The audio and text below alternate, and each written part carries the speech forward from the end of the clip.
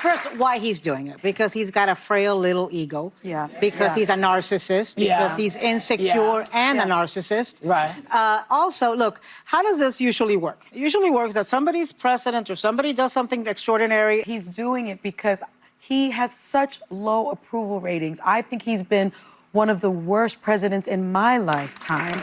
And you can imagine people that have lived longer than I've lived. So there's no way after he leaves office, should he leave office, when he hopefully leaves office, that anyone's gonna name anything after him anytime, anywhere. You have not bought Dulles Airport. You have not bought, those are not your buildings. You can throw your names on the buildings you own, but you can't throw your name on the buildings America owns. He's already slapped his name on the Kennedy Center, slapped his name on the Institute of Peace.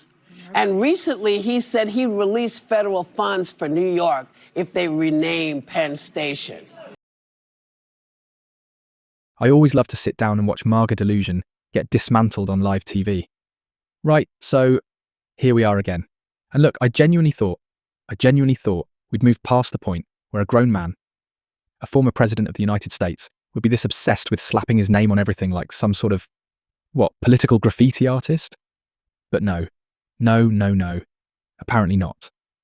Because what we're about to dive into today is this bizarre, frankly embarrassing fixation with legacy building through landmarks, public institutions, things that belong to the American people, mind you, not to one man's ego.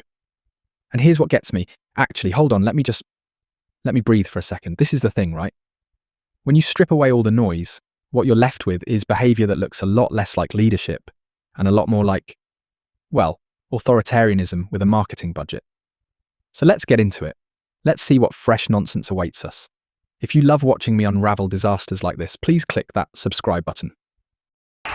Well, it's President's Day, and that's where we honor the legacy of our past leaders. But you know who seems like he's in a rush to create his own world. He's already slapped his name on the Kennedy Center, slapped his name on the Institute of Peace. And recently he said he'd release federal funds for New York if they rename Penn Station after him. Child, please. And Dulles Airport. And Dulles Airport. Yeah. So, I mean, what is to what end? Why are you obsessed with putting your name on everything? Next thing you know, he's going to want to name states after himself. Yeah, but wasn't it just a minute ago where people were so enraged that people wanted to talk about renaming, like, statues that were problematic, historical moments, and everyone's like, why are you guys renaming everything? You could actually, like, do something for the country. And here we are, and he's, like, spending all this time naming things. It's like, why don't we work on the economy and jobs? And maybe we could work on getting ice out of the city. You know what? All right, let's get into this. And oh, brilliant, just brilliant. The Kennedy Center, the Institute of Peace, Penn Station. I'm sorry, did I just hear that correctly? He's reportedly tying federal funds, actual taxpayer money, to whether New York renames a train station after him. That's not governance, that's extortion, with a vanity project attached. And hold on, wasn't it 5 minutes ago that the right was absolutely losing their minds over statues being discussed? Oh, you can't rename things, that's erasing history. But this is fine? This man spending his time chiseling his name onto every available surface like a toddler with a crayon? Now here's what really gets me. Sonny made an absolutely devastating point there. When authoritarian regimes fall, and we've seen this throughout history, whether it's the Soviet Union, whether it's Saddam Hussein, the first thing people do is tear down the statues. They rip the names off the buildings. That's the historical pattern. And why is he doing this himself? Because, and this is the quiet part said loud, no one else will. His approval ratings are in the cellar. There's no groundswell of public admiration demanding we honour this man. When you have to bribe states into naming things after you, that tells you everything you need to know about your legacy. The sheer list of things he's slapping his name on. A battleship? A pharmacy program? National parks passes? This isn't legacy building, this is desperation. You know what's, first, why he's doing it. Because he's got a frail little ego. Yeah. Because he's a narcissist. Because he's insecure and a narcissist. Right. Also, look, how does this usually work? It usually works that somebody's president or somebody does something extraordinary in America, serves And after they're gone, Yes. the people have such admiration and respect and fond memories of them that they want something named for them, right? That's how it's happened until now. What is he trying to do? He is trying to extort states by tying federal funding to them changing the name. But I'll just remind them of this. Anytime and anywhere around the world, anytime in history, when a bad period ends, when an authoritarian leaves, an authoritarian falls, the first thing that happens is that citizens run out and topple the statues, take the names off the buildings. I think you're absolutely right. The bottom line is he's doing it because he has such low approval ratings. I think he's been one of the worst presidents in my lifetime.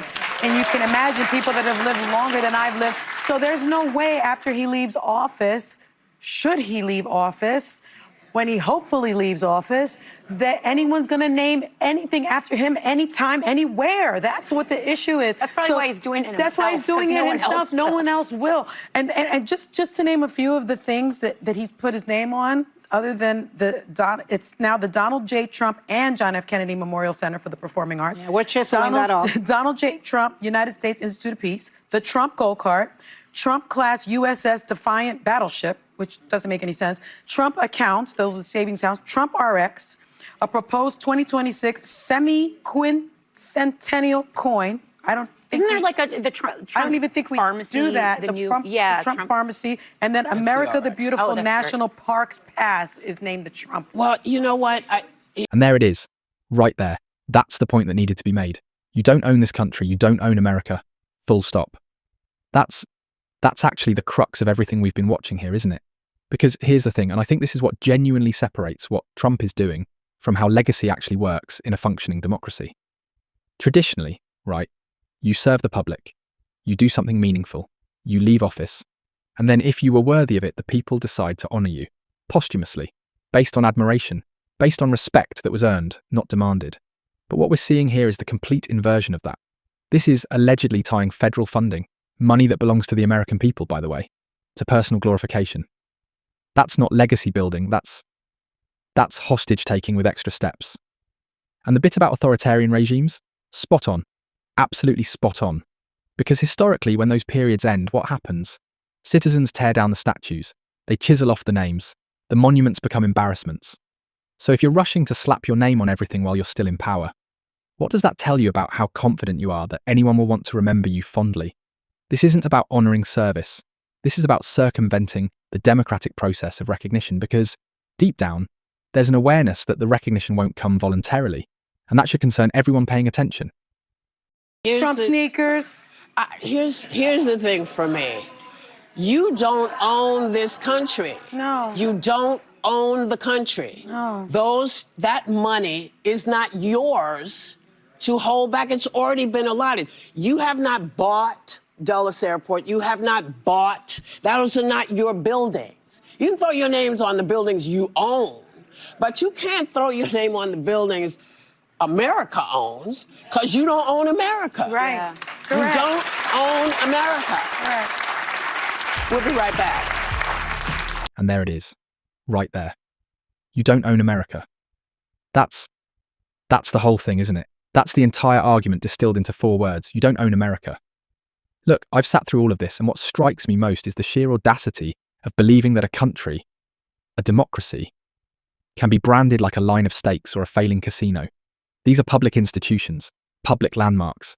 They belong to the people, not to one man's fragile ego. And here's what gets me. The hypocrisy is staggering. Remember when certain voices were absolutely losing their minds over discussions about problematic statues? Why are you renaming things? Focus on real issues. And now we're watching an ex-president allegedly try to extort states into slapping his name on train stations. The cognitive dissonance is, honestly, it's exhausting. But here's the reality check. Throughout history, when authoritarian figures fall, citizens tear down those statues. They chisel off those names.